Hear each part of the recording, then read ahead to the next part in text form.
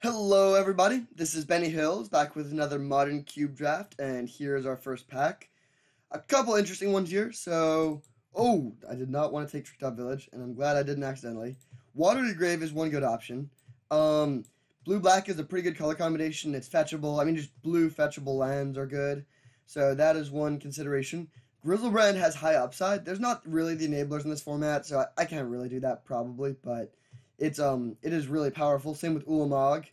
Um, Urza's fine. So Urza, Ulamog, and Grizzlebrand are all cards that I think are a little bit better in like more powerful formats, just because their fast mana acceleration isn't fully there.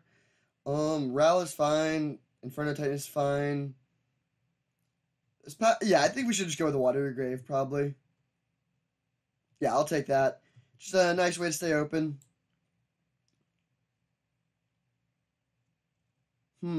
Okay, so it doesn't particularly pair with the Watery Grave, but I do like Noble Hierarch quite a bit. The blue cards in this pack are not great. I mean, the only mono blue card is Sower of Temptation, which is good, but it's not the kind of card that like makes you want to move in on the color. Same with the black cards. I actually think I might just take this Noble. We don't need to play Watery Grave. We also don't need to play the Noble, but this sets us up with very good mana color, like colored mana production. And I mean, who knows? Best case scenario, we end up in base green Niv Mizzet or something like that. I think that would be a really powerful and fun deck. So yeah, we'll take the Noble here. We could also just take Bone Crusher Giant. It's really good in both like aggressive red decks and like Jeskai control or something like that. But I think I'm gonna go with a Noble in this situation. Okay, a couple solid blue cards here. If this was pack two, we definitely would have just taken like probably Disallow and gone into like blue black control. But having just picked the Noble, I kind of like the idea of taking a Search for tomorrow actually. This is another accelerant that really helps you with colored mana.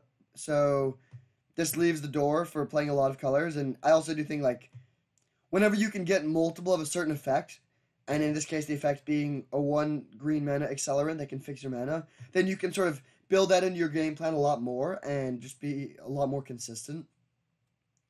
So yeah, I think we'll take this.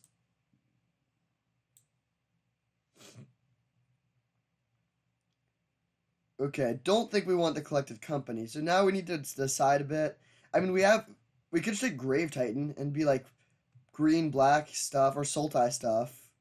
We could take if we wanted to like keep the door open for going five color, we could take Electrolyze, which is pretty good, but that's not castable off Watergrave or Noble Hierarch. The red isn't, so red is probably our least likely color at this point. I kind of like the idea of taking Grave Titan and we could be like Sultai ramp mid range with like a nice top end. Grave Titan is just a great card in any format, but especially in this format. Like, I mean, if they have a board sweeper, they have a board sweeper, but it just creates so much power, especially if you have any ways to recur it. It's just so powerful. So, yeah, we'll take the Grave Titan here. Okay, so there's some blue cards. There's a good removal spell. There's Mana Confluence. Yeah, it's mostly between those. Green is not looking particularly open, at least in this pack. So I think I'm mostly deciding between Mana Confluence and Heartless Act right now. There are a lot of removal spells like this, but this is one of the best. Hmm. Yeah, I think I'm going to take the Heartless Act. Having good ramp and good removal is hard for a lot of decks to come by, so it would be pretty sweet if we could pull off both. Okay, this pack is pretty bad for us. The green cards are both not really what we want. There's no great blue card. Terramander's just not very strong in overall. Languish is fine. I mean, we could just take the Languish. We have a Noble Hierarch, but there will be some matchups where Languish is really good. We could also go with Huntmaster and end up with some sort of like Jund deck. I actually think Jund can be playable in Modern Cube, unlike Legacy Cube or Vintage Cube. Languish versus Huntmaster. We do have no red fixing, really. I mean, Search for Tomorrow is, I guess, red fixing.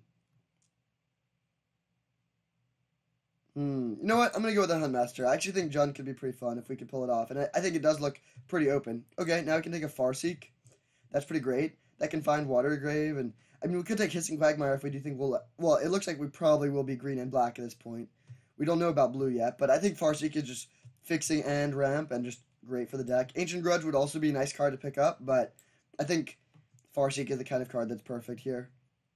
Ooh, so now we have to decide between the Eldest Reborn and Atris. I kind of think we should just take Atris, actually. This is great card draw. Jund won't have a ton of card draw, most likely. And we already have the Water Grave to help us cast it. Farseek, Noble, Search. So yeah, we'll take this. We could also take the Eldest Reborn, but I think this will be pretty sweet. I'm looking forward to this sort of like 4-color Jund deck. Okay, so these are both sort of in color, but we're more green-black, so I think I'll take the Woodland Cemetery here. Sorry, Grizzlebrand.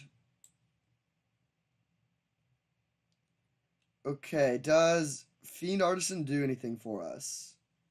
We have a decent creature count right now with some good things to search up, but we don't have, like, token makers or anything like that. Lovestruck Beast doesn't do too much. Mind Shatter could be good. Also, Wolf Run. Wolf Run's a little ambitious, though, if we're playing a ton of colors. I think we'll take the Mind Shatter. I like having some way to hit their hand. Lots of blue stuff came back around. I kind of think we should take the Izzet Charm, though. Blue is going to be a smaller color, and Izzet Charm is a little bit more splashable. I mean, we are base black-green, so it's not ideal, but I think it could be, depending on how our mana ends up shaping up. Ooh, really happy to get a late Raging Ravine.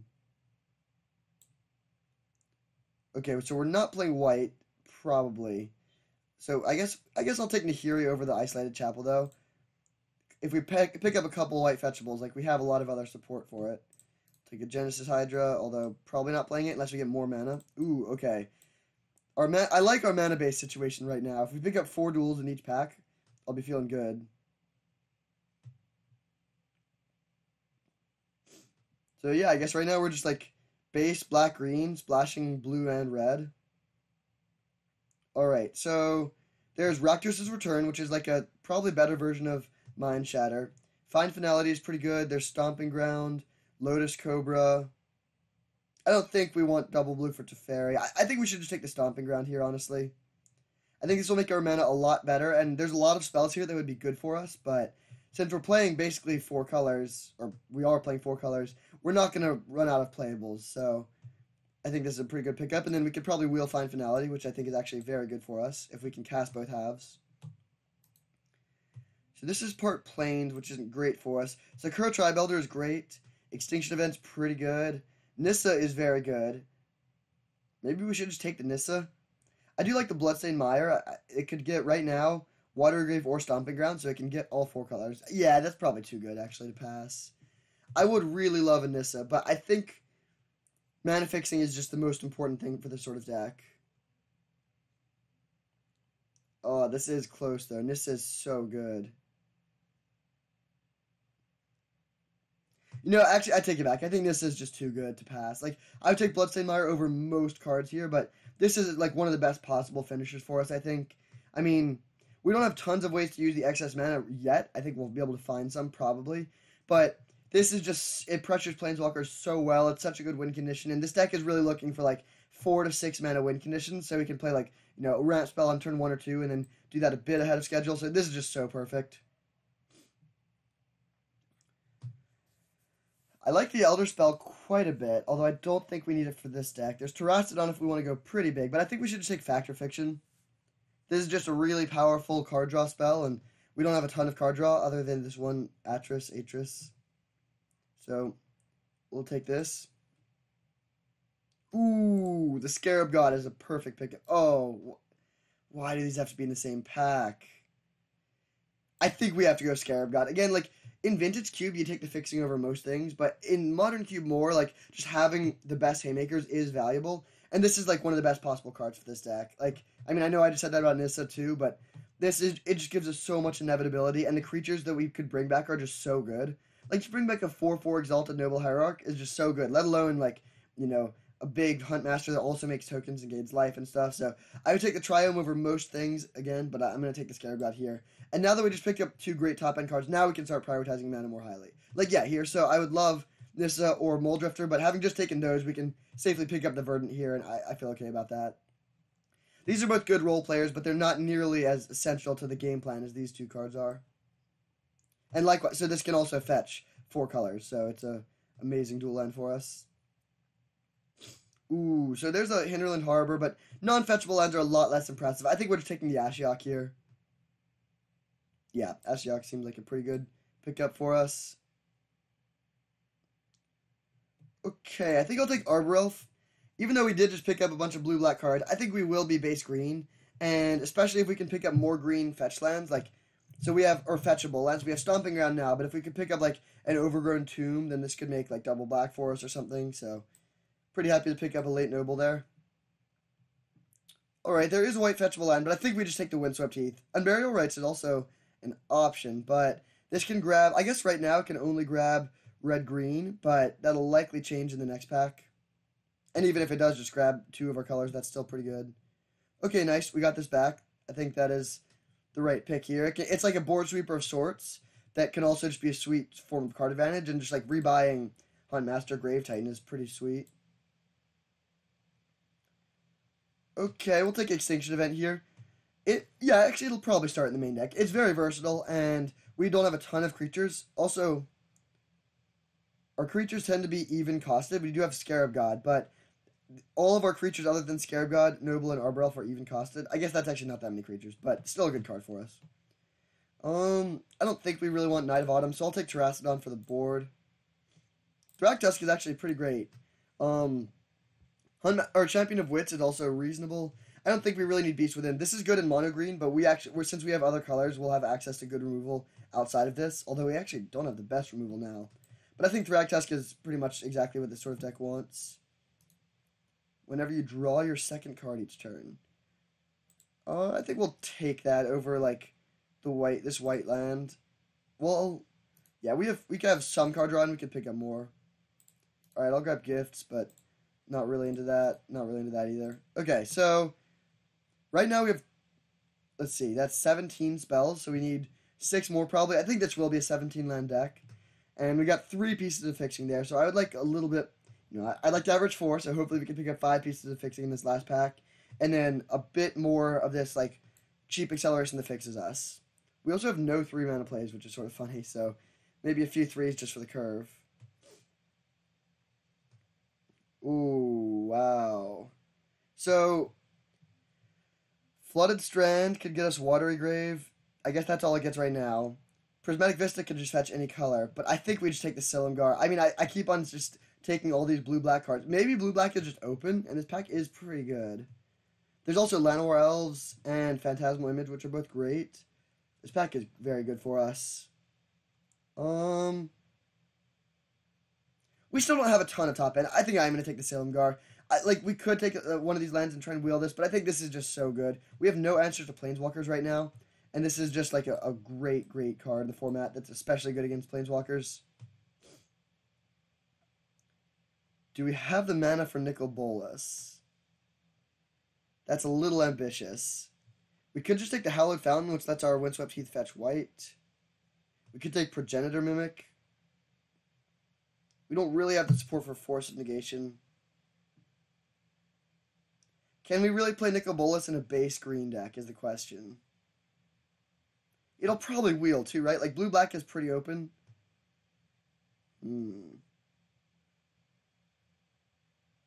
This is very close. We could also just take Progenitor Mimic and try and wheel the Nicol Bolas. I don't think taking Hallowed Fountain is that high upside. Maybe we should just take Liliana, actually. Yeah, I'll take Liliana. I think it's similar to Progenitor Mimic in power level. Let's see, what can we mimic of our own? I guess copying Huntmaster is great. Copying Thragtusk is great. The others, we have a lot of legendaries. Copying Grave Titan is great. I'll go with the Mimic. I actually think this could be pretty sweet.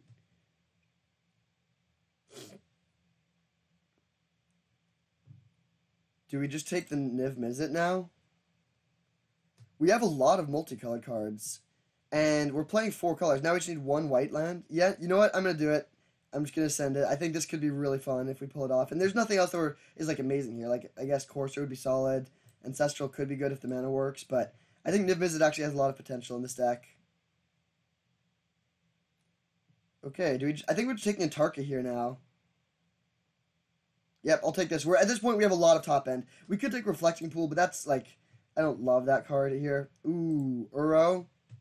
There's also a rampant growth, but I think Uro is just perfect. I would also love a Garrick or a Clothis, honestly. So hopefully one of those comes back. But I think Uro is like an amazing, amazing card for us.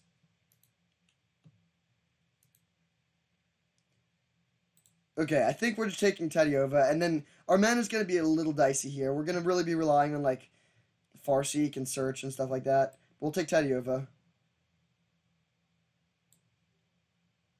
Nice. Okay, really, really happy to get a land. Like Abrupt Decay is fine, Rada is fine, but we definitely need land. We've been pretty greedy and taking a lot of spells here. So right now we have 23 cards. So this could just be our deck, but hopefully we get a little bit. Ooh. Well, I think we have to take Temple Garden here. I would love a Vraska. I would definitely love a Consecrated Sphinx, but we have a great top end already, and we have no great way to make white mana. This gives us multiple good white sources, and I would like to play this Niv, so I think we're taking that. I actually think Tristani seems pretty good here. Now we are playing white, and it's like another colored combination to get with Niv Mizzet, and it's also just like good when you're behind. It's probably better than Thragtusk for this deck, for the main deck at least. I think we can also cut that. We want our not multicolored cards to play an important role. We don't need just like good top end cards that aren't multicolored, since we already have so many good top end cards that are. I think the discipline pick here is Kitchen Finks, even though Nicol Bolas is good. We already have so many fives. You can't get this with Niv Mizzet. And Kitchen Finks, now, like, look at our curve. We need some cheap things. This gives us another good multicolored thing to hit off Niv. So this is 23 cards. Do we need 18 lands now that we're playing 5 colors? Probably. Do we want to play this Extinction Event, I guess, is the question. I think we can move that to the board for now. There's some matchups where it's great, but we have a lot of creatures now, so it's not as impressive. And now our non-multicolored cards are either like core mana development that we definitely can't cut. We have a bit of card draw. We have a bit of removal. Nissa, I guess we could maybe cut just because we have so many 5s now, which does make me, if we did cut Nissa, I would definitely wish we had taken the land over the Nissa there.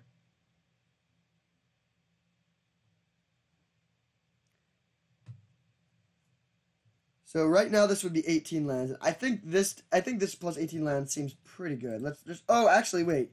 I would love to play Nahiri now that we're playing white too. Gives us another Nahiri is definitely a card we want. So would we play this in 17 then? Nahiri is just great for multiple reasons. One of which is that it can just go find Niv Mizzet. We just can't cut Nissa though. It's just too good, right? Yeah, I think it's too good. I guess I'll take a Tarmogoyf. It just could be beefy in some matchups where we need like just a lot of toughness on the ground early.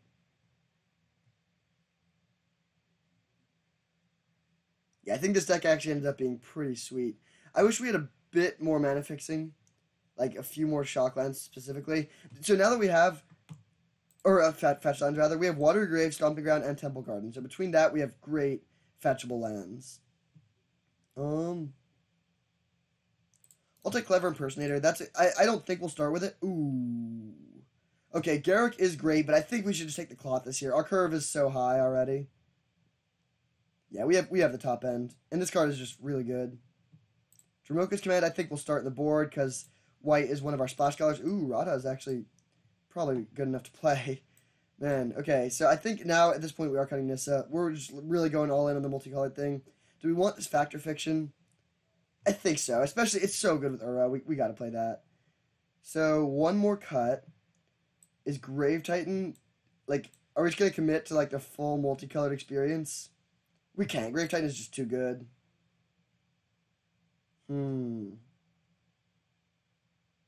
We could cut the Heartless Act, but we have very, like, if we had Assassin's Trophy or Gold, or Abrupt Decay, stuff like that, I would be okay with that, but we don't, so I think we need it. Maybe we just cut the Izzet Charm. Oh, this is so hard. I guess we could also cut... Yeah, we'll cut Kitchen Finks, actually. There's some matchups where that's pretty bad. And now that we picked up a couple other 3s, like, I feel more okay about the curve. So if we did... Ooh, no. I think we want just one of each and then a bunch of forests. So let's go through the colors here. This gives us 1, 2, 3, 4, 5, 6, 7, 8, 9, 10, 11, 12 green. That's actually more than we need. 1... This gets black, right? No, it actually doesn't. That's a bummer. Okay, 1, 2, 3, 4, 5, 6, 7, black. Okay, we need more black, probably. For white, we have 1, 2, 3, 4, 5, 6. That's fine, we don't have much white. For blue, we have 1, 2, 3, 4, 5, 6, 7, 8. I think that's fine. Blue is fairly light. We do need double blue for Uro, but that's a late game thing. And then for red, we have 1, 2, 3, 4, 5. That's a little light. Yeah, that is pretty light. I think I'm going to cut 1 forest for 1 mountain, actually. And this isn't a beautiful mana base, but I think it's okay. The green is the color we really need, and I do kind of want to play an 18th land, but I really don't want to cut any of these cards. And we have some other mana development, like we're playing. These are essentially lands, so that makes us like 21 mana sources. Yeah, we'll do this. It's a little like I wish we had a little bit more space. I wish we had Yorion. Honestly, we could go 60 card Yorion and fill in all this. Well, actually, I don't want all of these things, but it is tough to make the last few cuts. But I think this is good. And we actually have a good sideboard, too. Against creatures, we can bring in Extinction Event and Kitchen Finks. Against control, we can bring in Mind Shatter. Gifts Ungiven is actually sort of funny with Uro, but I think we would play that and be okay with it, but we would do that if we were cutting, like, bad cards. But the cards we would be cutting would be insane, so not doing that. I really like this deck a lot. I think it's going to be very good and a lot of fun. I just love playing with Nib Visit. Okay, this hand is keepable. I mean, we got some lands, we got some spells. This can grab. I guess we can't get blue and red with this. Ashiok, okay. So this is probably getting Stomping Ground, right? I don't really see any need to play. I mean, I guess if we really want to play Is It Charm this turn. Wait, what is this? Mountain, Plain, Swamp. So if we fetch a Stomping Ground with this and then top deck a blue source, that would give us Is It Charm immediately. This actually just can't get blue, though, right? I don't think so. We didn't pick up the Hallowed Fountain, which I regret now. So, I'm just going to play. No, I will play this, actually. Because it is just going to get Stomping Ground, and against these colors, preserving the life total could be relevant. And, like, I mean, the alternative is just to play Woodland Cemetery tapped, but we could want Is It Charm this turn. Okay, I think I am going to fetch, even though, like, Stomping Ground would be an okay draw, but I do want to preserve the life total.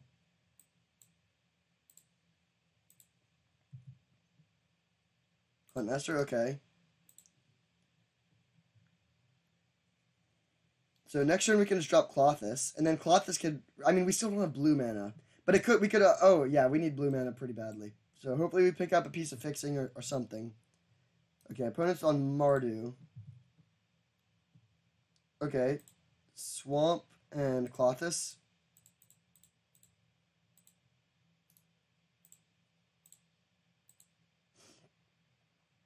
That'll be hard for them to deal with.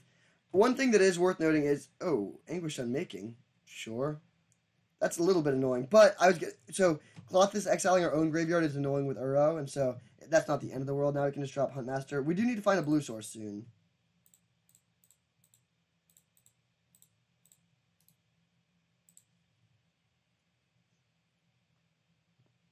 So they'll probably kill the Huntmaster end of turn. If they don't kill it, we could just. Yeah, okay, it looks like they are killing it here. Hopefully there's just a Kaya's Guile.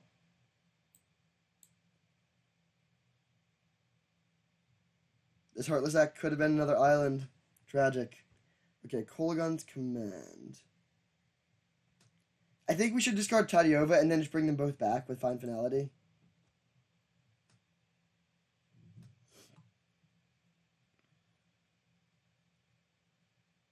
Yeah, next turn we could go Fine Finality plus Heartless Act. Assuming we don't draw a blue source or something that changes that.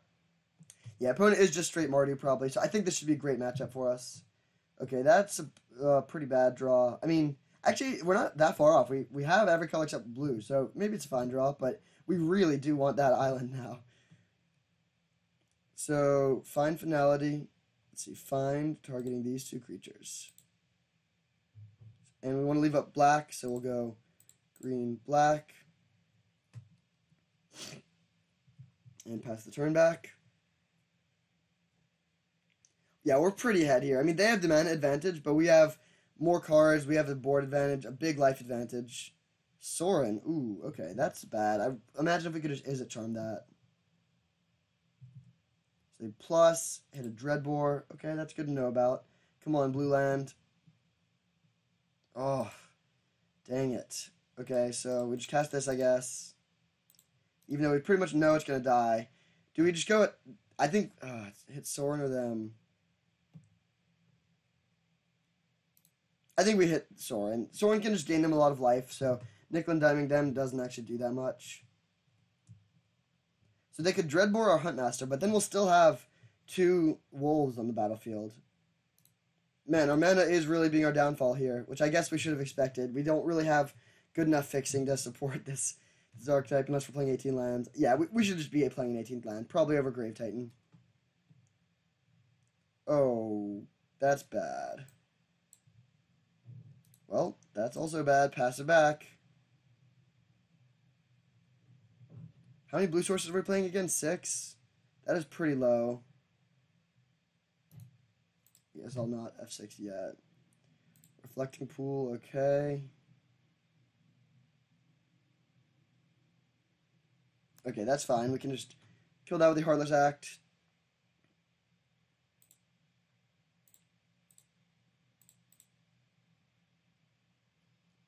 Alright, come on, blue source. Be careful what you wish for, but that's not too bad. Now, we could just go... So I think what we're going to do now is Ashiok, bounce your Sorin.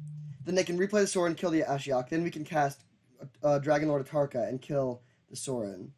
Okay, they played Golos. That's fine. Actually, it is a little annoying because it means they don't have to use... If we bounce the Sorin, that actually is sort of bad for us. So maybe we just hopefully draw land and then cast Atarka to kill the Golos. Lingering Souls, okay.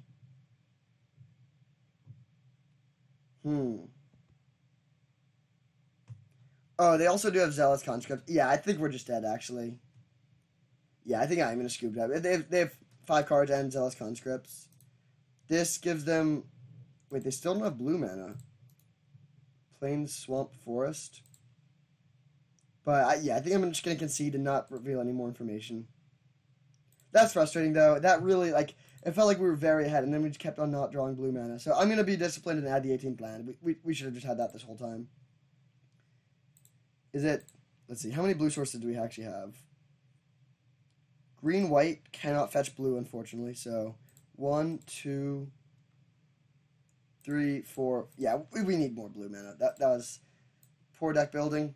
And I think I'll cut the Grave Titan over something else. I'm not really worried about running out of win conditions at all or in this matchup. So we'll do that and submit.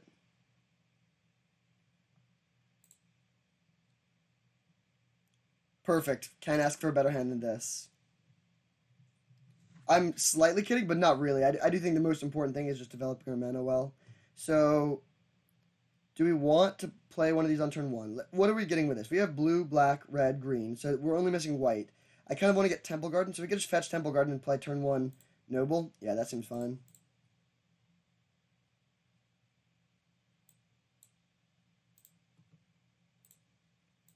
Actually, we'll go turn 1 Arbor. Because we're probably just going to be attacking next turn. So now we can just hit for an extra point of damage. Shambling Vent, okay. Heartless Axe is okay draw. So we'll cast this, play this, and hit for 2. And now, I mean, last game we had mono 5 drops. Now we have 5 colors of mana and 5 mana on turn 3. So hopefully we can start drawing those 5 drops this time. Okay, that's pretty good. So we'll go blue, green. It's not amazing, but it's a live draw. I wish we had more fetch lands, but this is still fun. So draw a card, put in Watery Grave, and Swamp, I guess. Doesn't really matter. And then attack for 2. Excellent mana development in this game, that's for sure. Now we could probably just start attacking with Raging Ravine. Oh, I should have played Mountain last turn, actually, for that reason. Liliana? That's... Oh, wait, no, that's actually fine. That's fine. Oh, yeah, no, that is fine. We can just Raging Ravine to kill that. So they get to pick off our Noble, but that's not the end of the world. So, Mountain. Animate Ravine. This is where Manlands are so good. They just are amazing at pressuring Planeswalkers. So attack your Lily for 4 and you for 1.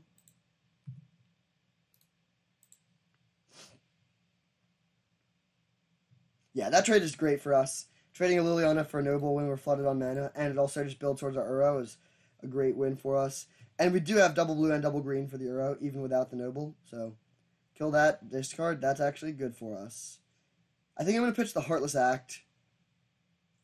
I want double blue, and Izzet Charm could be great for countering a Planeswalker.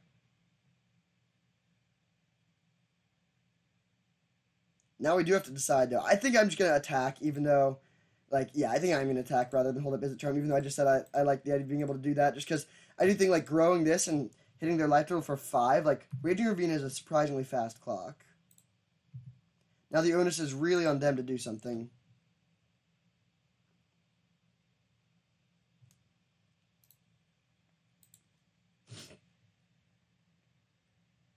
Croxa, okay. I think we just pitched the Mountain here. Yeah, we have plenty of red. We take 3, but we're about to play Uro, and our life total isn't under pressure, so that's fine. The old Uro versus Croxa battle, classic. Hopefully they don't have an Anguish Unmaking, but even if they do, that's still good value for us. Ooh. Okay, yeah, I'm just gonna go Uro, and if they don't have an Anguish Unmaking, they'll lose, and if they do, then our Scarab God is safe. This does double away 2 creatures we could have exiled with the Scarab God, but that's not going to cause this game to be won or lost. I do wish we had 1 more blue so that we could have up Izzet Charm right now, but that's okay. Do they have the Anguish Unmaking?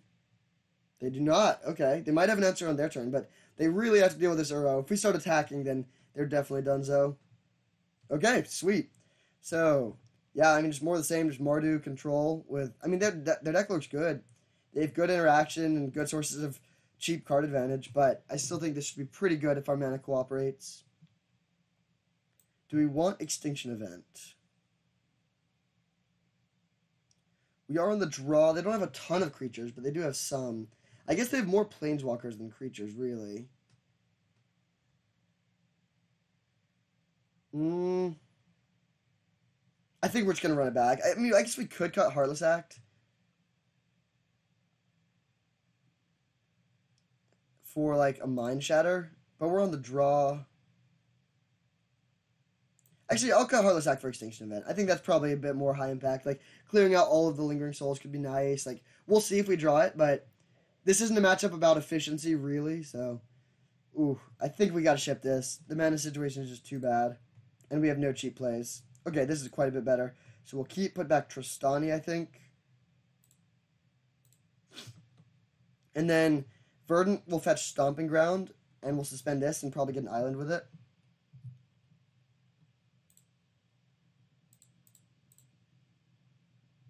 I guess, no, we should just play Arbral first. Never mind. Yeah. So, Stomping Ground. Arbral. Go. And now next turn we can go Farseek plus Suspend Search.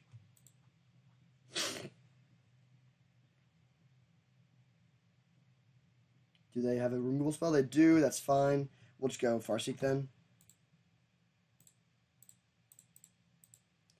So we don't have blue-white to get, but blue, I think, oh, we do have a white card and a blue card. I think we should probably get Watery Grave here. Yeah, I'll do that. And then we can just get basic planes with Search.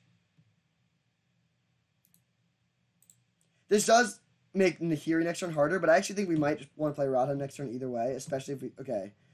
Yeah, so now we're going to... that is a bit awkward with Radha, but I think this is still worth it to do this. So... We really want to hit a land on top. Which we're not unlikely to do. We've seen 5 lands, so we have 13 out of 29 cards, and if we do just get a free card out of this Radha, that's very good. Especially if it's a forest, but really if it's anything. Beautiful. That could not have gone better. Oh, and we even have a great draw coming up. Okay. Life is good. So suspend this, pass the turn. They'll probably kill the Rada, but we already got our card off of it. Next turn we can play Tadiova. Okay, that is... I am going to grab the plains, even though I would love to draw that Niv Mizzet. I think, like, now we can just go Tadiova into Mountain, and that's just so good. So, yeah, this is pretty much exactly how we drew it up.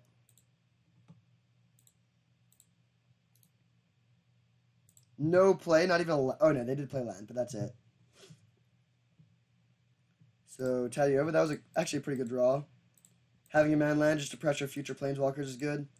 So, get down there, Tadiova. Hopefully they don't have a mana tithe. Nice. So, we'll always yield to this. Another removal spell, sure. Anguish in Making.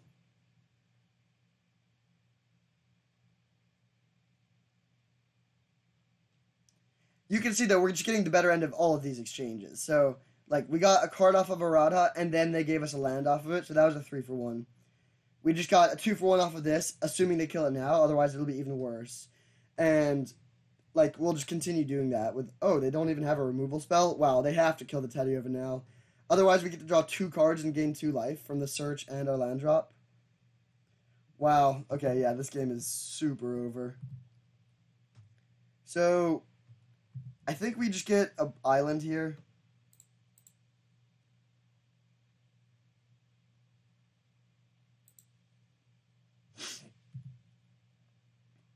And, I mean, I'm just going to immediately play land. Oh, wait, that was stupid. Well, we want to play Nahiri here. That's the top priority, because that's just, like, hardest for them to deal with. They can't, like, deal with it with a board sweeper.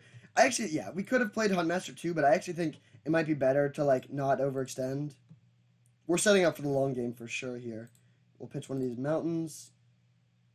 Extinction event. Okay, so we'll see if that would have been better as a Heartless Act. It probably would be in this situation, but don't know for sure. And we'll pass the turn back. Nahiri's taking up towards Ultimate, which could go grab Niv Mizzet and refill our hand even more. Okay, Zealous Conscripts is something. They steal a Nahiri, exile Tadiova. That's fine.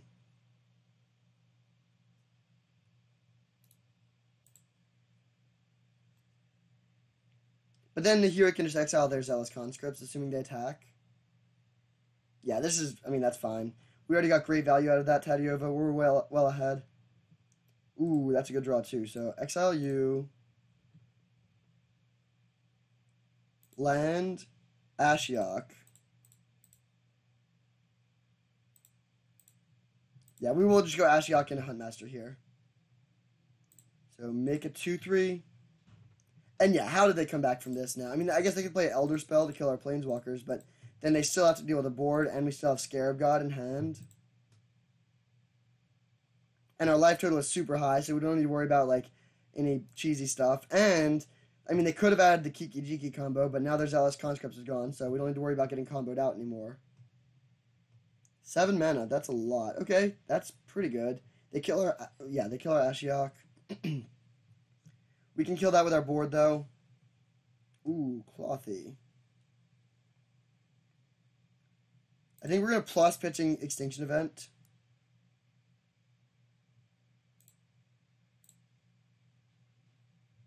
Ooh, Raging Ravine is actually a great draw. Now we have 3 man lands. So, I think we just want to go 6 damage there and animate manlands and go at them and then flip our Huntmaster. We could also just, like, I mean, there's not really a losing option at this point, but I think that's our best bet. So, do we have enough mana to do everything we want? Yes. So we can animate both manlands, attack for 6, 7, 8, 9, 10, 11. We could just hit them for 13 down to 3, but I think it's better to kill their Planeswalker.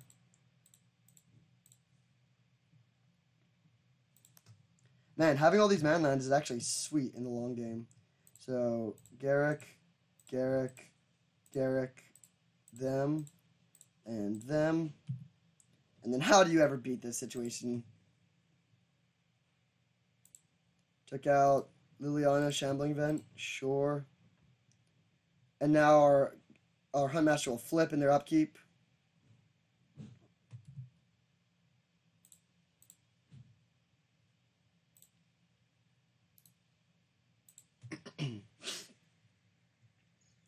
Yep, this is looking pretty much finished. Garrick is a spicy one for them to play. I did not realize they're. I mean, I guess it makes sense. They have a little bit of green, and that's a very splashable card. But definitely an interesting one. I wish we had one. I love this card, but it's fine. So they killed something. I'm not actually. What did they kill? Okay. Taking out our board, but they just died to our man lands then. Yep, sweet. So, pretty good start. I think this deck is actually amazing. Oh, wait. I am going to make that change. I think we should be playing 18 lands.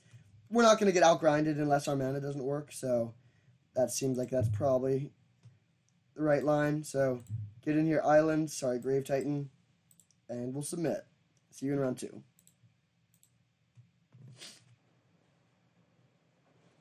Hello, everybody. Here we are against Pixel Mix in round 2, and we are on the play, which is great. And our hand is not great, but it's keepable, so we'll do that. We can play Atros. We don't have green, or no, we don't have red mana, and we do have 2 red spells, but I still think there's a hand we keep. So we'll get Lumbering Falls into play first, and pass it back.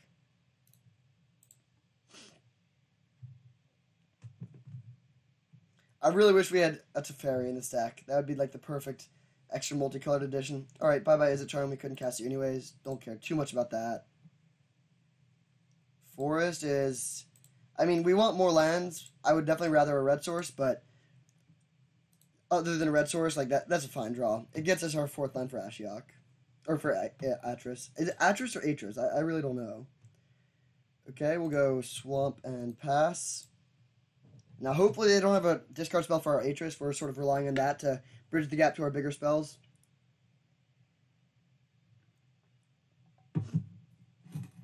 Ooh, they could have a counter spell. Hypnotic Spectre. That's annoying. Well, I think I'd rather get the island into play and then just play the Atris. So, if we hit a red source or they don't hit our Ashiok, then we can deal with this next turn. As is usually the case with this card, we're planning on taking the 2 pile. There's some 1 card that would be worth it, especially if the 2 pile involved an Uro. Like, we sort of want that in our graveyard, but we'll see how they split it. They're putting the 2 in the top pile. Okay, I'll take this 2.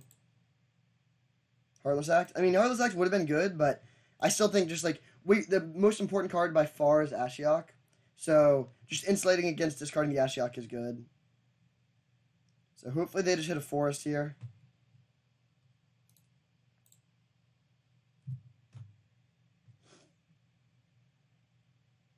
Oh, do they have Fallen Shinobi? Okay, sure. We'll see what they get. Holy cow, are you kidding me? That's frustrating. That's really annoying. Ugh. So now we're just dead, right? I mean, I guess we could... We can Ashiok, bounce Niv Mizzet, then take another hit from into our own hand. Oh no, that doesn't work. I think... how could we ever beat this? We can Progenitor Mimic to copy something. That was such good hits from our opponent. That's how we're going to lose, because our opponent's playing our own sweet spells. That's like the 2 worst things they could have hit. Did they reveal anything good? Atris of their own and Krasis. Alright, well, we need to get rid of this Shinobi for sure.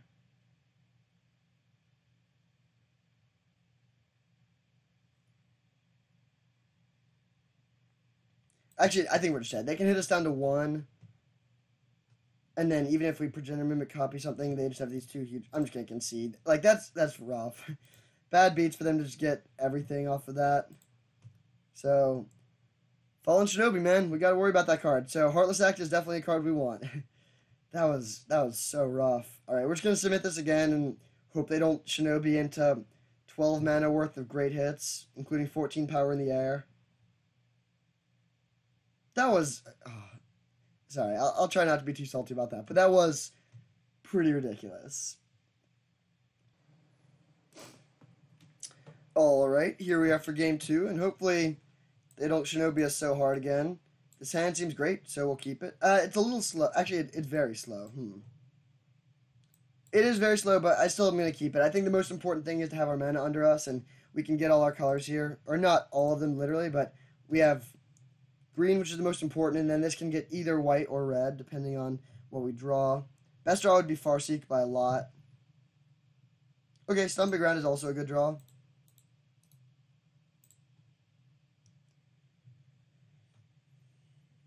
Maybe we should have shipped this hand. It is very slow. I mean, if they have... We don't have a way to interact with turn 4 Shinobi, so hopefully they don't have that. At least they can't hit this Atarka. Okay, Treasure Map is definitely not a card we care about. Tristani, that's actually very good against Shinobi, so maybe...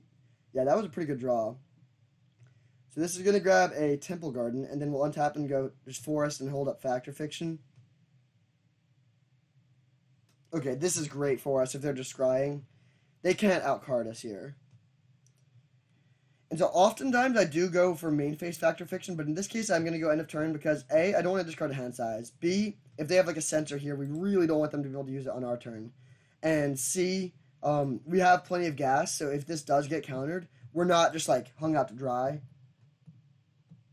Noble Hierarch, okay, definitely still casting the Factor Fiction. That would have been a good draw a couple turns ago.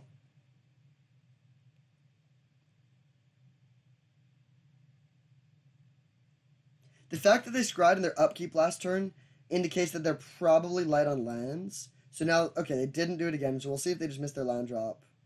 I think they have a 3-mana counterspell, though. That's why they were thinking about it. They were like, okay, we want to hit a land, but we also want to hold up this counterspell. The fact that I think that doesn't mean we're not going to play Factor Fiction. Because we're hoping that we'll cast this, and I mean, best case scenario, it resolves. But even if they counter this, then if we draw land and can slam Ashiok on an empty board, we just win. Okay, that's like best case scenario for them if they do have the counterspell I was talking about. Nice, okay. We'd want them to play like pretty much anything here.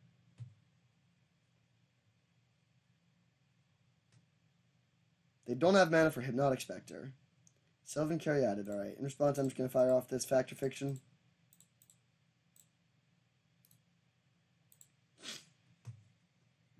So we really want those lands. Our opponent does not know that. So they'll probably put 2 lands and 1 spell together, and we'll take that pile.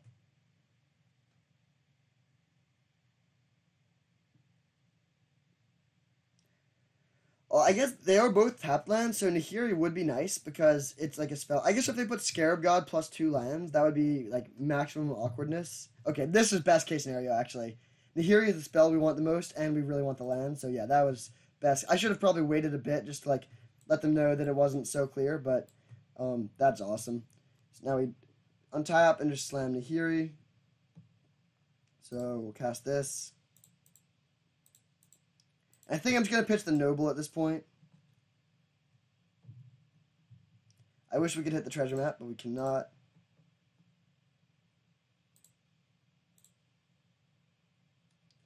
Alright, which land do we want to get into play? They're both green, so would we rather second black or second red? I guess Raging Ravine is the better attack. I'll get Raging Ravine into play. Pass the turn back, and now we're pretty much good to go. I mean, our hand is stacked. We have great mana. We have a Planeswalker on the battlefield. They don't have much on the battlefield. Since Sylvan has Defender, they can't Shinobi us this turn.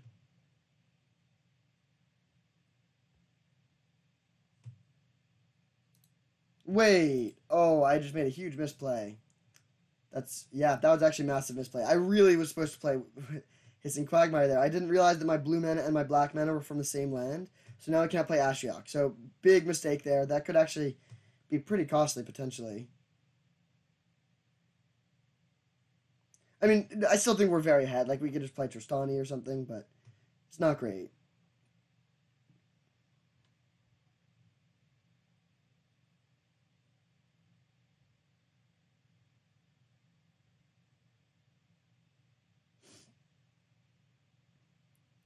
Four-man, is this an Atris of their own? Oh. Okay, that's bad. I mean, I guess we might just go animate to kill this if they do that. Okay, yeah. So we need to exile one of these cards. I think it's Atris here. We have tons of good card draw already.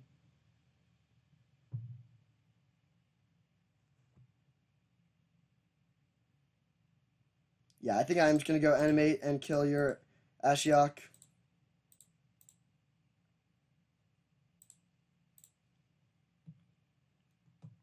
And I actually think even if we had mana for our own Ashiok, we would still want to do this here.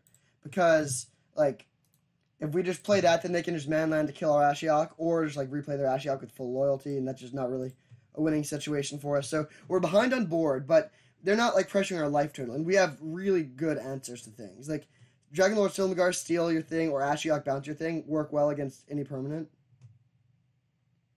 I do hope we continue hitting land drops.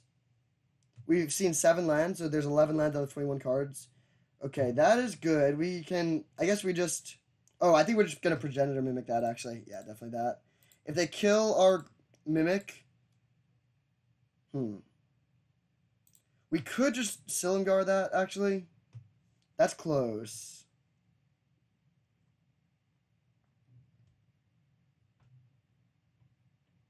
I think I'm going to Mimic this. Make them have an answer immediately. Yeah, they'll get some zombies, but, like, a Torka can clear up some things if we get there. I mean, which would we rather them kill, though? I guess, no, we should probably Silumgar, because if they don't have a removal spell, we'll be able to win with their Grave Titan. And if they do have a removal spell, then... Well, I guess we have Nahiri to... so a lot of things to think about here. If we play Progenitor Mimic, copy their Grave Titan, they have a removal spell for our Grave Titan, they attack, they have a bunch of zombies, we can play Nahiri and exile their Grave Titan.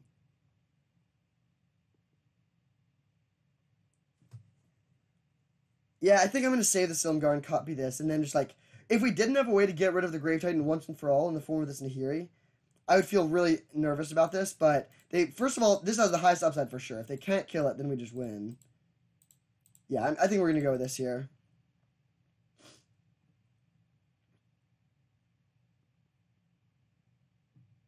One thing to note is Tristani and Silumgar are very much not a combo, so we will not be playing Tristani when we're taking control of their thing with Silumgar. So we'll get our 3rd manland into play and pass the turn. I do really wish we had Extinction Event here, but Heartless Act would also be a pretty good draw. What is this? For blue and a white? Petty Theft? Okay. That's not too bad for us.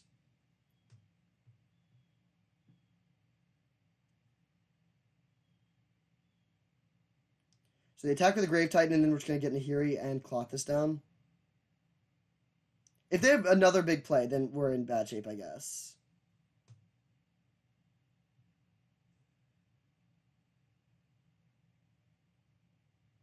Okay, that is not too bad. Go for the throws of the card we care most about here. Oh, well, actually, this is close. These are all good cards.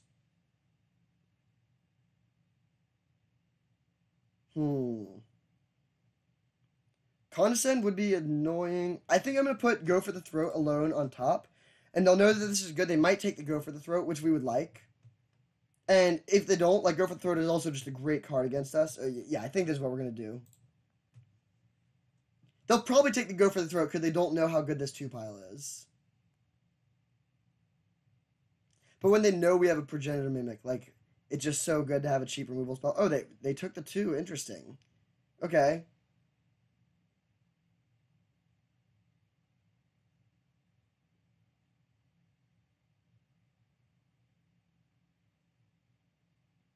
So we'll see if they just hold up Condescend for 4. I really hope we draw a land. So we're just going to block 2 zombies. If we draw a land, then we can play... Oh, but then they can still just cycle. Then, yeah, I think we're actually just dead here, which is very unfortunate. That was a good draw, but I think it's not enough. Island. Red.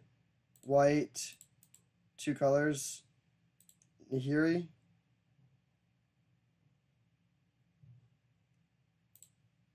Exile this, but then it gets countered.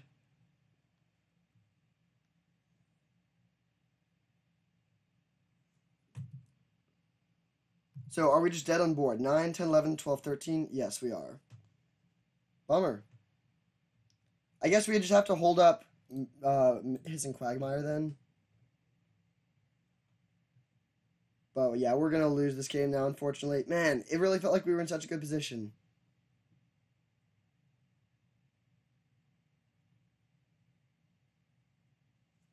Okay, animating the village. If they have a removal spell for the Hissing Quagmire, then we lose. But if we can block the Grave Titan, we're actually not in the worst shape, I think. Animate that too. So block this, take 3, 4, 5, 6, 7, 8, 9, 10, 11, 12. Yeah, we're dead then still. Even if they have a removal spell, they just have such a huge board. I mean, we could play a Tarka and exile something. But I think with no life, it's just going to be too hard.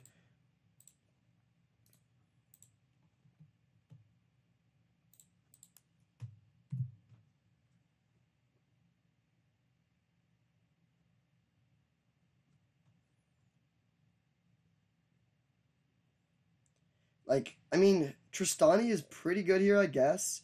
How much mana do we have? We could exile this, play Tristani, which gains us a lot of life, and Clothis, and then block 3 things, gain 5, maybe survive. I don't know if that's a winning line, but it's certainly our only chance. So, bye-bye, Atris. And then land. We do have exactly enough mana for all these things, so cast this.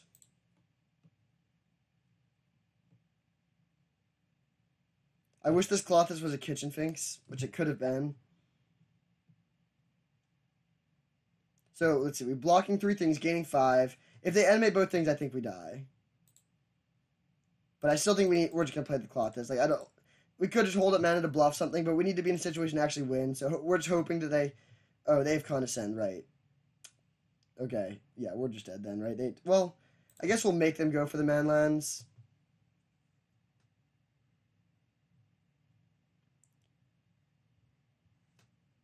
Man, all those Grave Titans were just a bit too much for us.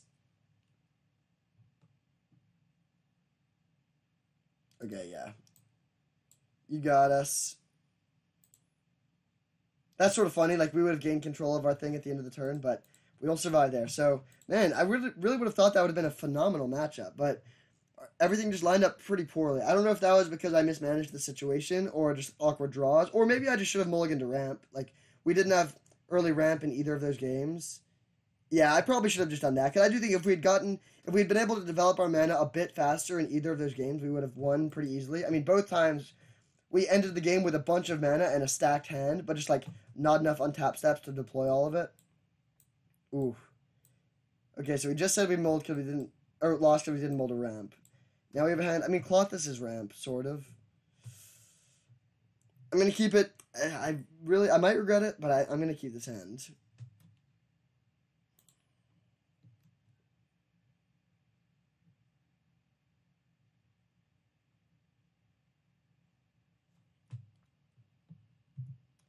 Opponent goes Forest, go. So we'll go Lumbering Falls, go. Strictly better. The old Clothis into Nahiri and Ashiok deck. Classic. Is this mono green? Rampant growth. We'll see if they get another Forest. I hope they do. Okay, that's worst case scenario. Farseek. Come on, Farseek. Farseek off the top. Or 6-drop the 2 colors. Alright, I'm just gonna play Windswept Heath and pass.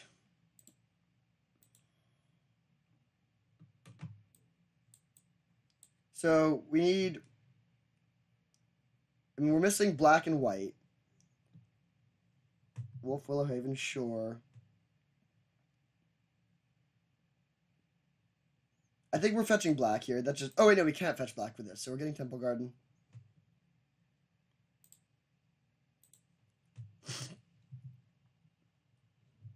Ooh, that's a good draw. Yeah, that's a great draw, actually. Now we can drop Clothy. And so we could go up to 5 mana. Yeah, we could just play Ashiok next turn if they don't have counter magic up. I would rather not exile my own cards, but we can. We also could just play Atris, which might be better if they have mana up at least.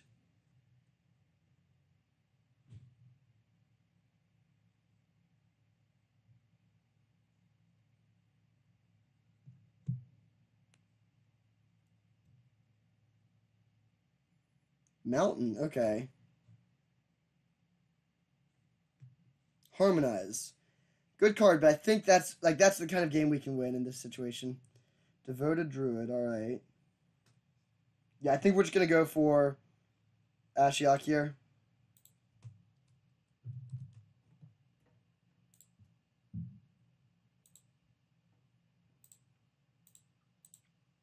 Would we rather bounce their dude or plus? I think we bounce the dude and just stunt their mana development.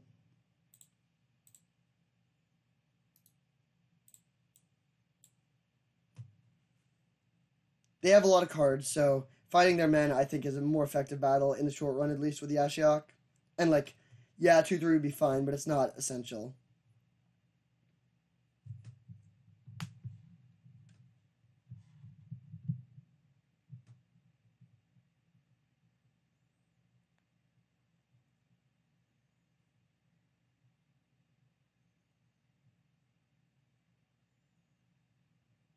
I'm a little bummed we haven't been able to cast Niv Mizzet yet. Hopefully we draw it and cast it at some point here. If we drew it right now, could we cast it? Blue, white, black, red, green. Yep, we could. Sort of funny to have like so many different green dual lands here.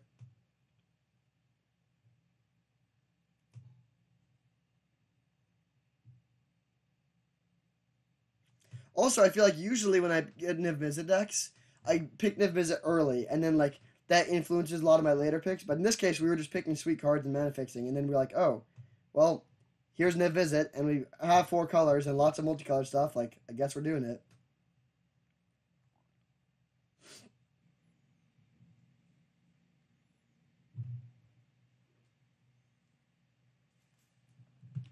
This is a pretty big turn here. If the opponent can really shake things up on this turn, okay, that's actually, yeah, that's pretty bad. I mean, they can just make a 2-3 with Ashiok, I guess. Oh, interesting. Okay, so they have 3 mana. What could they do that's so scary? They kill our Ashiok, and then just play Devoted Druid, I guess.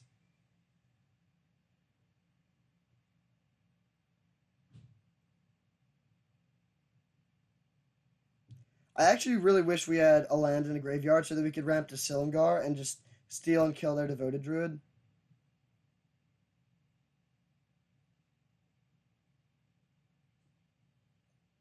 So we will just exile their Harmonize.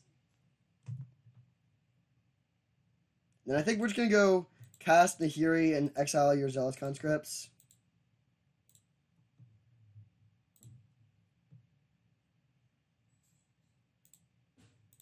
Bye-bye, Mr. Zealous. And then we'll get this into play, and then hopefully we draw a land, so next turn we can go Talyova into land drop, draw a card. But the nice thing is, again, so now we're not worried about combos, because we got rid of the conscripts. And if we're padding our life turn every turn with Colossus, that makes it a lot harder to just get, like, cheesed out like we did in both of those last 2 games.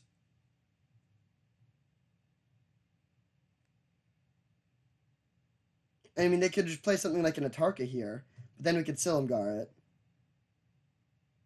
And Ulamog, which is probably the scariest thing they could have had, is gone. Ooh, that's another scary thing. But we can just get rid of it with Silumgar. Oh, interesting. They didn't minus there. I think that's good for us. We need a land, though. Beautiful. So, bye-bye Rampant Growth. And we'll just steal your Ugin.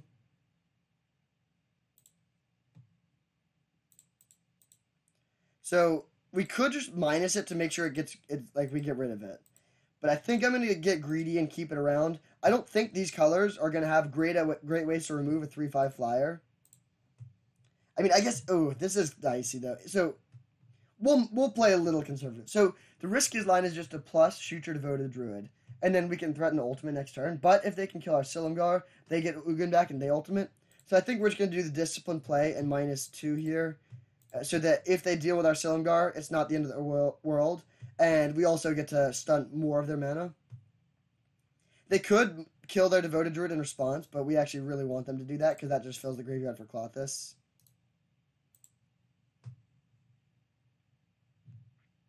If they do kill our Silumgar, we don't have a ton of other good ways to deal with Ugin.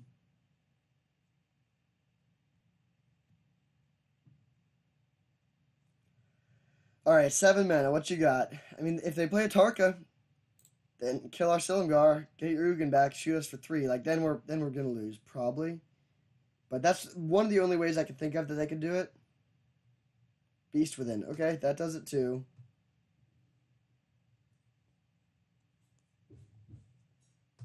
Alright, let's find a way to deal with this ASAP. So, bye-bye, Beast Within. We have 7 mana. Do we just play Tadiova? Then they just shoot it? That seems pretty bad. What else do we even have, though? I guess a Tarka is our main out.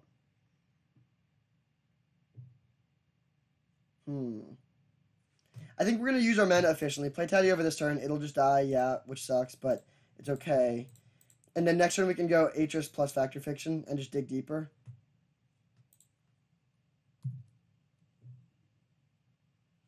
Alright, sure. I'll just suspend this.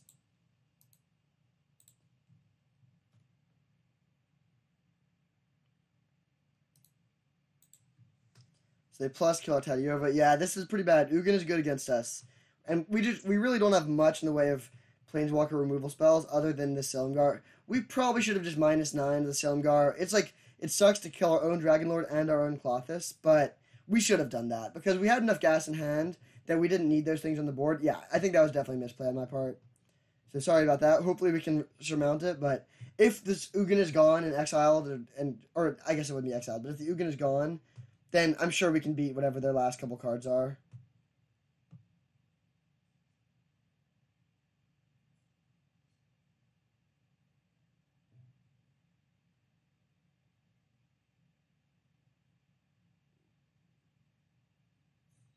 Carnage Tyrant. Okay.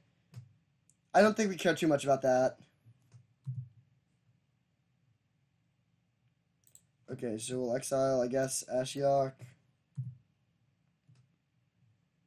Cast Atris. We're letting them ultimate the Ugin here, so we're just hoping that they sort of break off of it. I mean, yeah, we could go for like a mana 9 attack, but that's just not going to work. Like, they have a blocker. An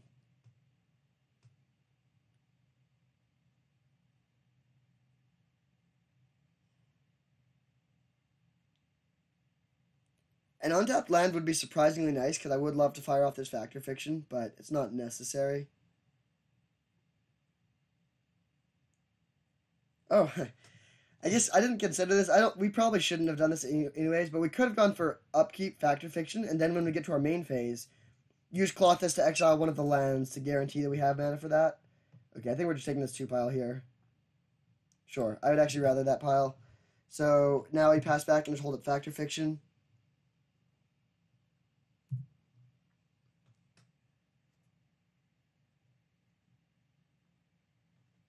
So they might just plus on our Atris. Because if they do ultimate the Ugin, then like it's at a lot of threat for dying between the Atris, Manland, like potential burn we could have that we don't have, but they don't know that. So we'll see. We don't have any ways to recur Silumgar from our graveyard, unfortunately.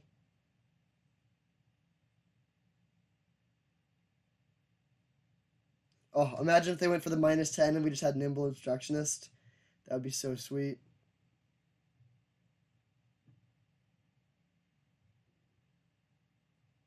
Okay, so they do go for the ultimate. We'll see what they draw. This also at least means we get to see a lot of their deck.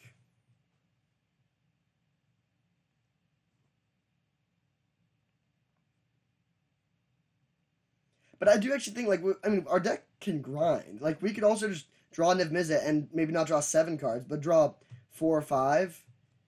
Ooh, okay, well, that's pretty good. Yeah, that's very good. The Great Henge is tough to beat. We might be on the mill plan at this point. Oh, and Vivian too? Ooh, okay, this is bad.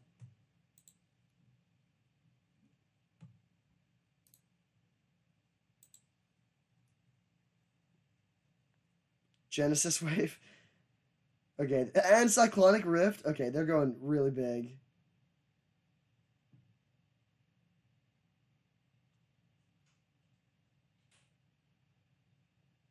They attack us for 7.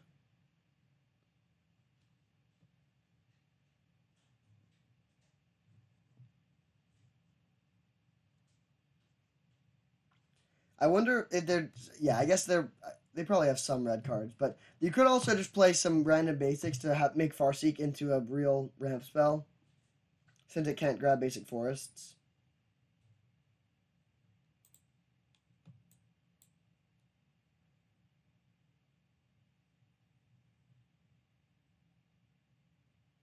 Are they just casting Genesis Wave? Plow Under. Okay.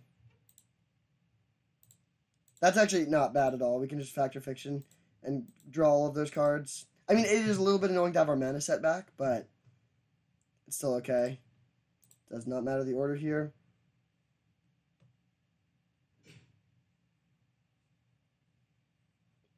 So I guess a Tarka is what we're trying to find. If we can find a Tarka, kill both of the Planeswalkers, we could potentially tangle with the board.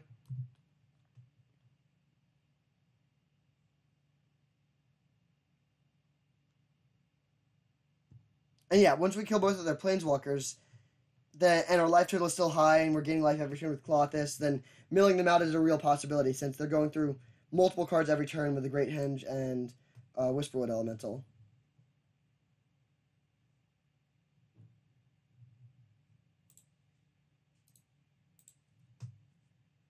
Okay, putting an Uro into the graveyard is great.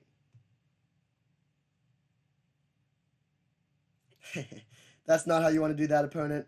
We want the Uro to be in the graveyard.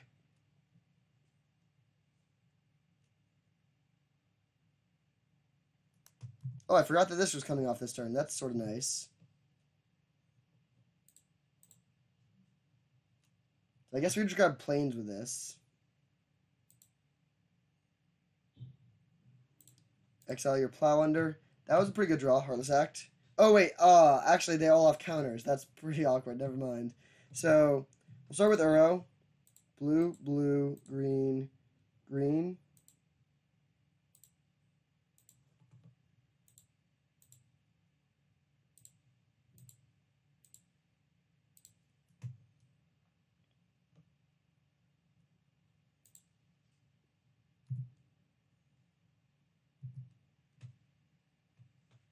Ooh, Progenitor Mimic is good.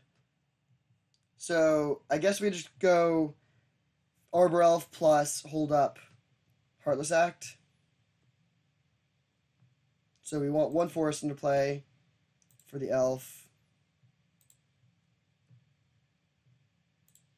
Put that into play and pass. And then, yeah, Progenitor Mimic could actually take us out of this, maybe.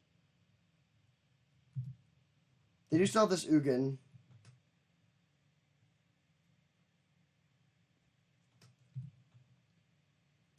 We know they're drawing a brick, so that's pretty cool. Another forest on top. We'll see if they play it. They might be worried about cards in library.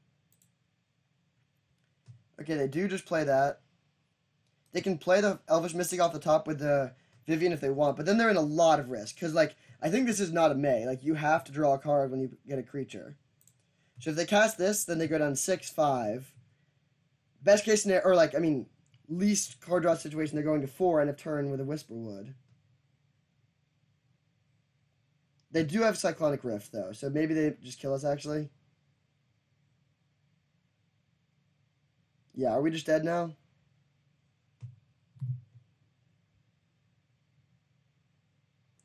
That's 3, 6, 11, 17. Oh, wait, Beanstalk Giant is so huge. Jeez. Heartless Act is such a bad removal spell against the Great Henge. Yeah, I think we're just dead now.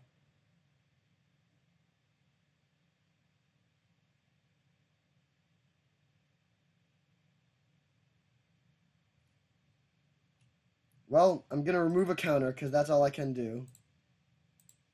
I'm not going to do the math, though. If we survive, Progenitor Mimic could maybe get us back into it. Like, Uro, gain life, Progenitor Mimic, but I think we're dead.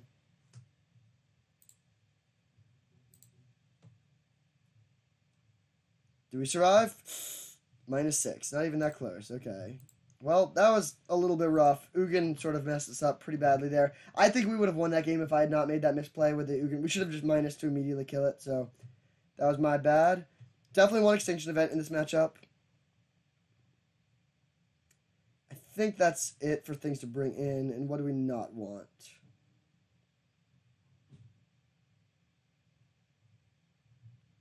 I think, is it charm? Well, actually, no. Shooting their mana development guys could be good. Um, hmm. This is actually very close. All of these cards are so good. I guess Tristani, they just go over the top of it. And they don't have anything to steal our stuff, so that ability doesn't do anything. Okay, we'll keep this. I would prefer a little bit more in more lands, but we have Farseek on turn 2, which can find us blue mana and then hopefully set up a turn 3 Atris if we draw one more land. No one drop, please. Great. So Farseek. And I would love to get blue-red, but blue is the priority. So Watery Grave, get in there. Yeah, this is pretty sweet. We can go Atris next turn and then potentially Niv Mizzet the turn after. Devoted Druid, I assume? Yep. Okay, I'll just play the Forest here. Actually, no, we need Temple Garden to have the option of Niv Mizzet next turn, so we will do that. Because now we could make white, black, blue, green, and then if we hit a red source off of this. Whereas before we would have, if we just played Forest, then we wouldn't be able to get white and red into play. I think we're probably going to want to use Finality to wipe their board this game. Alright, I think we're just taking the 2 pile here. Because I want lands. Okay, wow. Yeah, that's great. We'll probably just go Mountain Niv here. I mean, we will discard a few cards of hand size. We could just develop our mana first.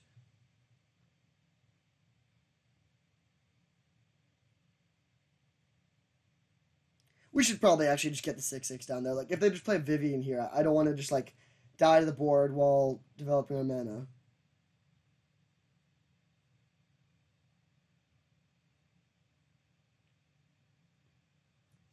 Haven, sure.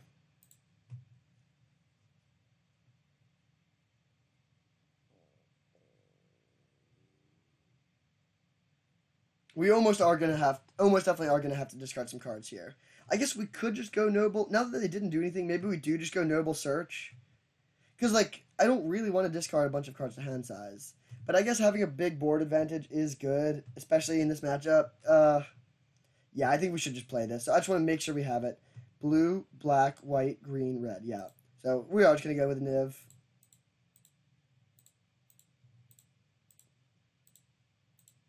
And it'll probably hit us more than 2 cards, but that's okay. Oh, well, it hit us exactly 2 cards. That's pretty unlucky. There's a lot of lands there, but still fine. Oh, wait. It hit us 3. Okay. So we pass, hit for 3, and then we do need to discard a card. I think it's just going to be Noble again. Like, we can get it back with Finale, fine if we want to. I think we want the lands, though, and all these other spells are pretty good.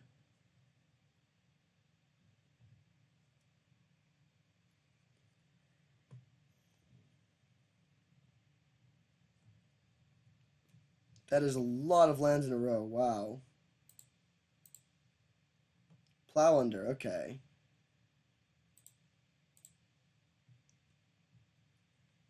That doesn't matter. We can develop our mana very well here. So let's see. I think we want to just go Search for Tomorrow into is it Charm Kill Your Devoted Druid? So we can play Forest, play Search, grab Island, and then go for that. So we'll do that.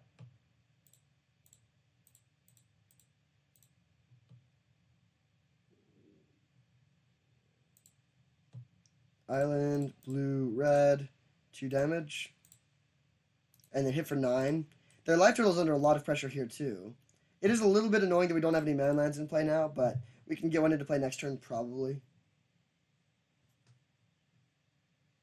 And their deck seems like it's not good when it's behind. I mean, I guess they have Cyclonic Rift, but they don't have the mana for that. Yeah, that was not too much of a gain. Our mana worked and we had cheap acceleration, so that this game, I do think, like, any game where we have turn 2 Farseek, we're just going to win. Like, almost definitely. So do we want to make any other changes? Do we have any good ways to beat Ugin? I guess Nissa's things don't get killed by Ugin, which is nice. Also, Grave Titan is good when they don't have many good answers to it. I think I'm going to cut Factor Fiction for Grave Titan, actually, on the draw. I'm a little bit less interested in card draw, since we already have so much card draw built in, and more interested in, like, playing to the board effectively. Wow, this hand is great. I mean, it doesn't have much action, but it has great mana development, and will draw into action, especially with Radha clearing the top of our deck.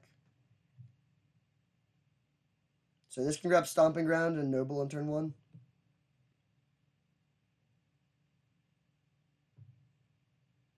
No 1-drop, please.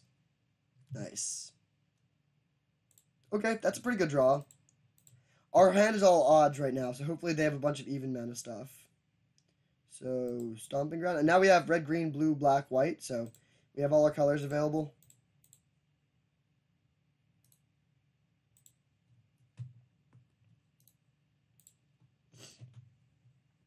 It's a tough call between Farseek and Radha next turn.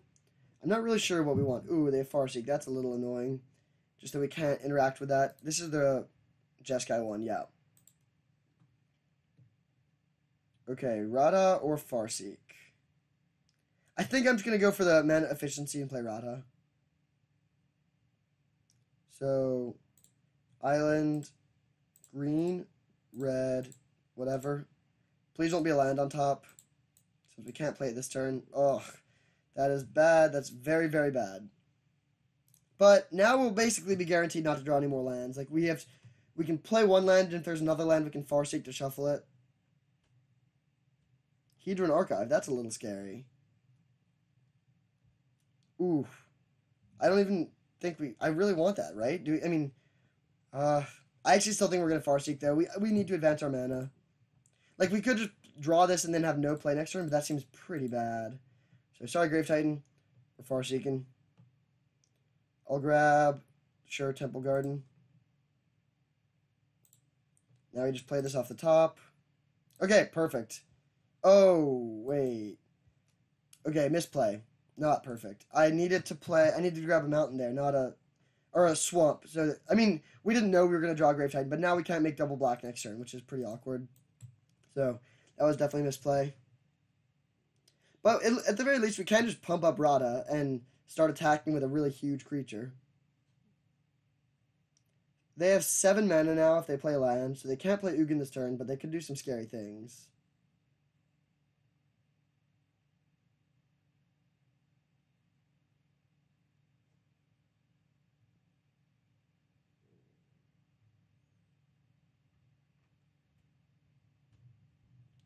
Uh-oh, what's this?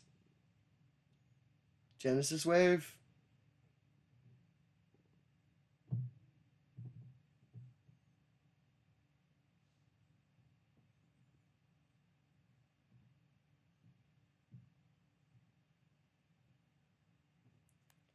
Five mana Vivian.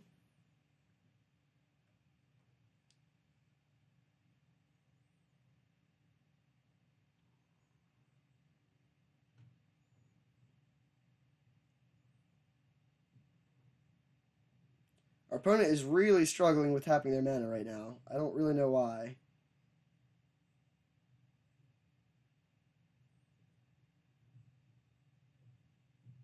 Best case scenario is definitely they just crack the Hedron Archive, but there's no way that's what they do this turn. Okay, Wolf Willow Haven, that's fine.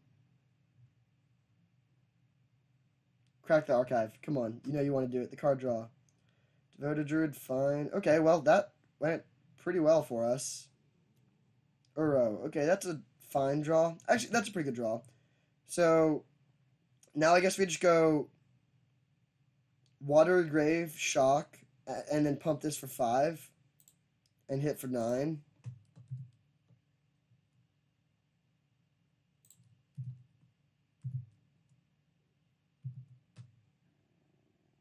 They're almost definitely not blocking, yeah.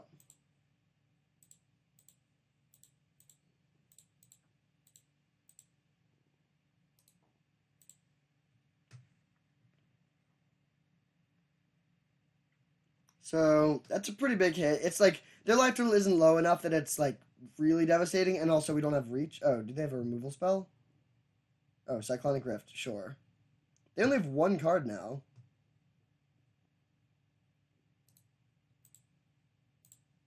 We know we're drawing Uro, so we could just go Radha into Uro. We'll see if they have the Ugin here. Hopefully they're just cracking the archive. Okay, they're not cracking the archive yet. Kodama's Reach, well, one card left. We'll see what it is. I really wish we had a Kodama's Reach.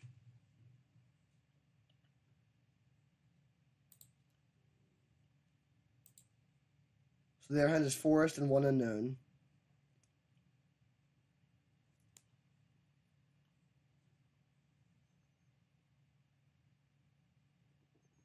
Okay, they just draw cards. That's great. We're in this. They've done a lot of mana stuff, but not a lot of powerful things.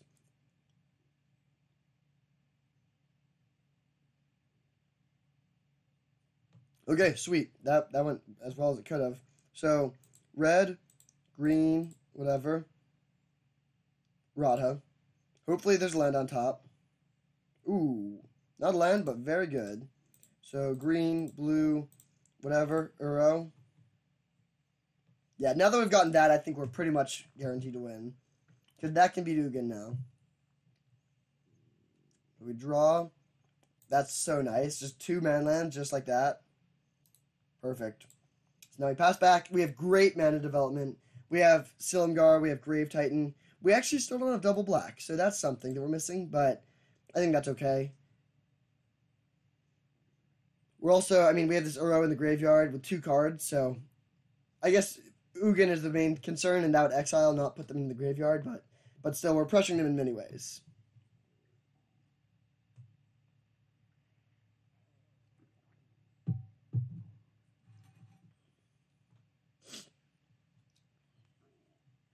I really wish we had Field of the Dead in this deck. I don't think it's in the format. I'm not sure, but I don't think it is, but it would be so good in our deck if it was in the format.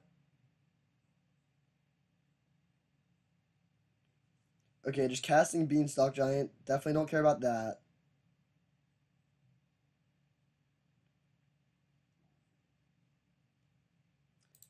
The Great Henge. That was... Oh, yeah, okay, that makes sense.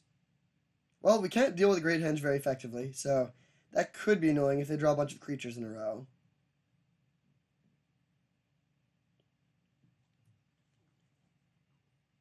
I think as of now, we're just Heartless acting the Beanstalk Giant and then attacking.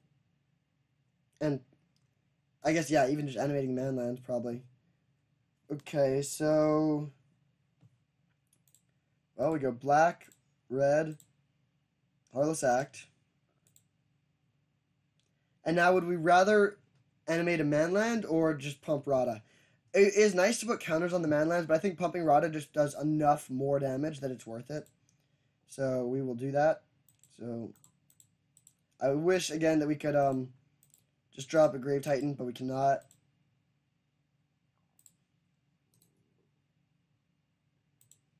So hit you for 12.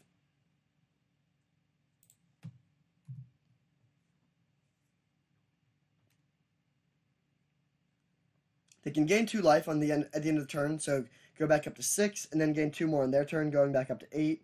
Errata with a pump is still lethal, but a lot of stuff could happen here. When you have the Great Henge, the sky's the limit, really. Oh, they're just going for the block. Okay, sure. That makes sense, actually. That's a good play.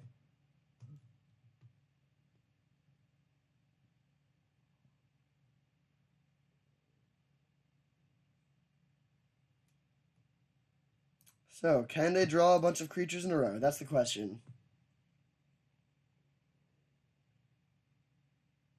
Well, that is the perfect start. Man, that is very unfortunate that they had to harmonize there. We might be behind now, actually. It's close, but we both have a bunch of mana. We both have a bunch of big splashy plays. We have a little bit better interaction, but they have some good stuff. Well, if we have Vivian, and we could use Silumgar to steal their Vivian, and then have Radha and Vivian and play lots of stuff off the top.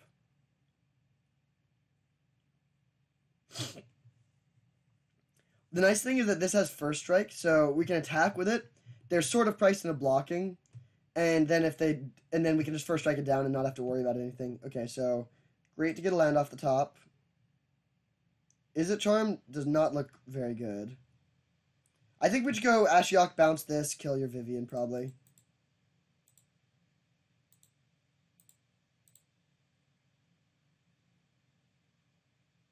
We don't have enough mana to animate any of our manlands or do anything else. Oh, wait, no, we have... I forgot about the Noble. So we actually can go for Raging Ravine as well, which we'll do. So, Ashiok.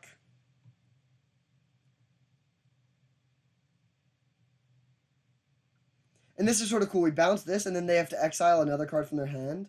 So it just, like they can't... Usually, this is, like, it trades with one card, because they could exile the thing you bounce or whatever, but in this case, it trades with two. And because of the Exalted, then we're good to go on that. So they exile the Forest, they have one more card. We'll attack their Vivian for 4. Oh, wait, oh my gosh.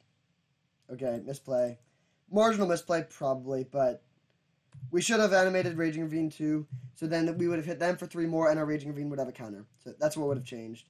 The one benefit we do gain now is that we can choose to keep the Izzet Charm if we want to, or shuffle it away. We can use it more as a scry. Oh, no. Okay. They get to untap with Vivian. That's bad.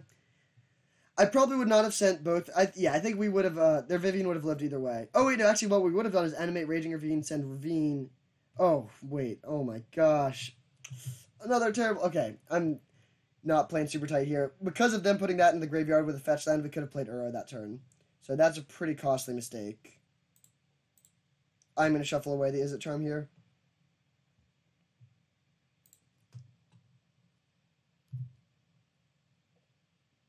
So, we'll plus this to make it 2/3. We'll attack for 4 Vivian.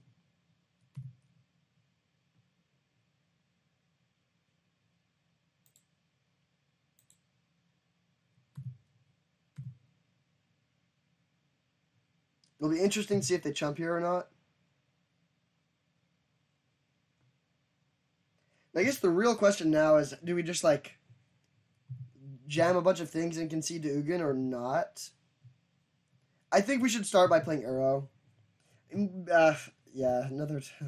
We should have probably animated, like, returned Uro first and then seen what we draw. But we'll go land, green, blue, green, blue.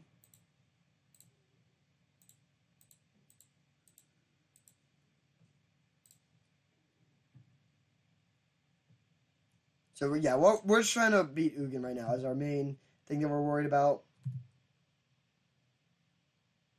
Sure. Do we want to jam anything else here? No, I think we're just going to pass. I think with this board, they need an Ugin pretty much to win. I guess they could just spam a bunch of creatures in a row. But, I think the onus is on them here. And also, even an Ugin is not that bad when we have a million lands, including 2 man lands, that combined hit for 7. Like, they play Ugin -5. I guess they could just -3. We'll see. Uh-oh. I guess they could also play Ulamog. We could steal it, or exile it, actually. Yeah, Ulamog would be fine.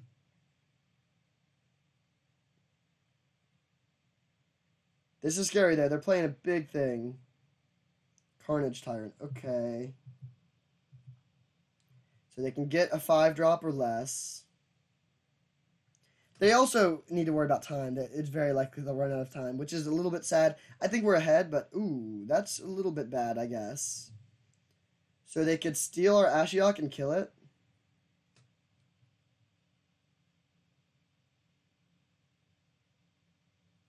Yeah, steal Ashiok, bounce Uro, killing the Ashiok, and basically killing the Uro too, because then it'll be a while before we have enough cards again to do that.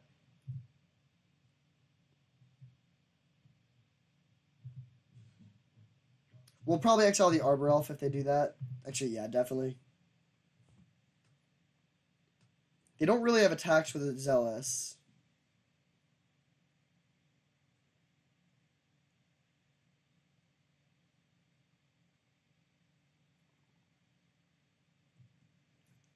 See, we have 2, 3, 4, 5, 6, 7, 8, 9, 10, 11 lands in play. 12, 13. So we have 5 lands left in our deck. So we're not going to be drawing too many lands. Okay, that's surprising, but okay. I would definitely rather that than them get rid of our Uro, unless they have another way to deal with Uro. I guess they're thinking Carnage Tyrant will just be bigger than it, but we're probably just going to go... Well, We could go Extinction Event on even. Then we do lose our token, but that's not too important. Hopefully they play another even drop. Okay, Courser is not that. So they draw that forest. Have another forest on top.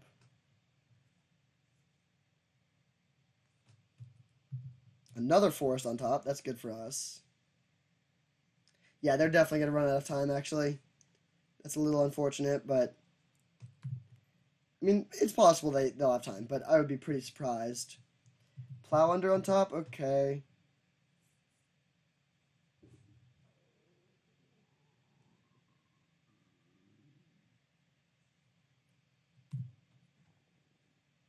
We draw Island. That was a bad draw.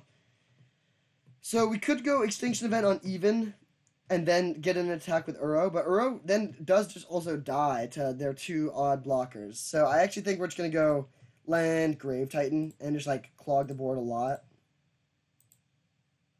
I guess... Oh, if we had triple black, we could go Silumgar, steal your Vivian, minus play Grave Titan, get a 5 drop. Like Niv Mizzet. Oh, that would be so good. I think we need to save the Silumgar, though, so I'm just going to play Grave Titan.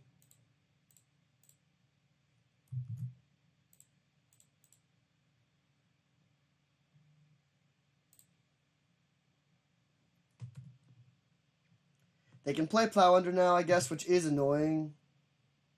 But I still think with this board, like, our board is so much better than theirs. Okay, Vivian, or Nissa on top is surprisingly unscary. They go land. I mean, they have the Vivian Courser combo. They can play both creatures and lands off the top, which is pretty sick. Are they going for Ulamog or Ugin here?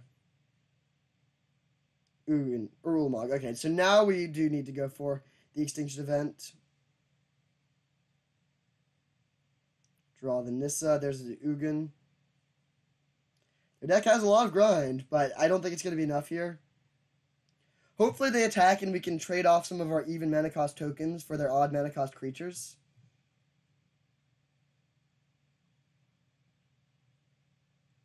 Plow Under, okay, so I guess we'll draw Raging Ravine first. Wait. 1, 2, 3, 4, 5, 6, 7, 8, 9, 10. Yeah, so either way we'll have enough mana for both of these, so we'll take the Raging Ravine. Attack with everything, please. Okay, don't care about the token. That's getting exiled. Bummer. Well, I mean, if they're going to do that, I guess we'll trade away all our tokens because we're going to be taking out all the even drops anyways. This saves us some life and does kill this. Not that that really matters. It would have died either way, but yeah. So... Bye-bye, things. Even. Ulamog gone. We could animate Lumbering Falls, but that doesn't do much. Do we want to gain control of this? No, because we want to steal their Ugin, so we pass back.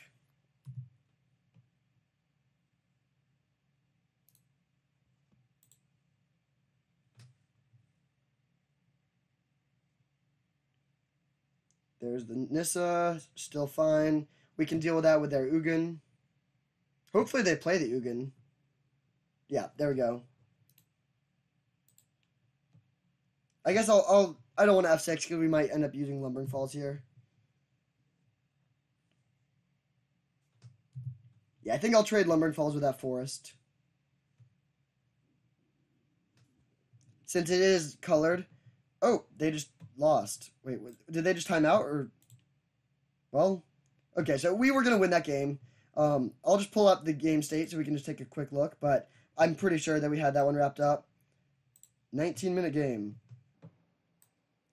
Okay, so this was the board state at the end of the game. They conceded when they had 2 seconds left because they knew that, like, this wasn't enough. But what would have happened is we would animate our Lumbering Falls, block their Forest. Those would trade. Then we'd play Dragonlord Silumgar, steal their Ugin, and -5. So we get to keep our Silumgar, keep their Ugin, and their whole board is cleared. They only have 7 cards in the library, including the Great Hinge. So when they play this, like, they draw a card. They're on the fast track towards milling themselves. And they've already gone through Beast Within and Cyclonic Rift, so I don't think they had any other ways to deal with our Silumgar, so they would have just died to this Ugin.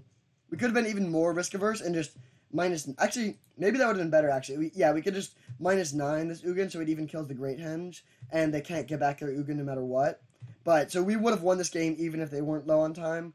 But, as it was, they did time out, so we won from that. But, I do think, like, we were going to win this game no matter what. So, pretty sweet. I think this deck was awesome. I had so much fun with it. 2-1 is a medium result. I mean, I'm not upset with it, but obviously I would have preferred to get the trophy. But I do think that like any game where we drew our acceleration early on, we would win. And in the second match, we sort of kept some sketchy hands that didn't have the acceleration, and we were a bit slow, losing with lots of mana and lots of great cards in hand. Never a good feeling. But sweet deck. I had a lot of fun. Hopefully you did too, and I'll see you next time.